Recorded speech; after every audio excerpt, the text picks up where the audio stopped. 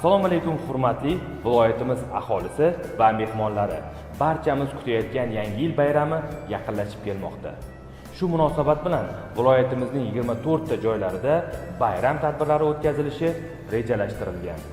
Albatta, ushbu bayram tadbirlarini xush kayfiyatda, xavfsiz va eng asosiysi ko'ngilsiz hodisalarsiz o'tkazish ichki ishlar xodimlarining birlamchi vazifasi hisoblanadi.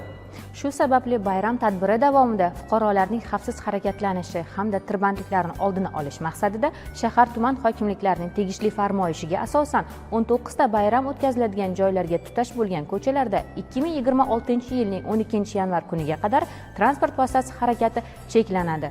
Ushbu joylarda yo'l belgilari, to'siqlar o'rnatilgan bo'lib, harakat xavfsizligini ta'minlash maqsadida yo'l patrul xizmati inspektorlari biriktirilgan. Shuni ham ta'kidlab o'tish kerakki, aynan bayram o'tkaziladigan aholi gavjum hamda jamoat joylarida turli xil noxush holatlar va huquqbuzarliklarni oldini olish maqsadida video kamera moslamalari o'rnatildi.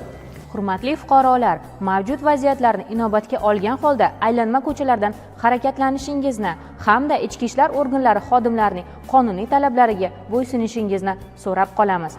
Yangi yil bayrami barchangizga muborak bo'lsin.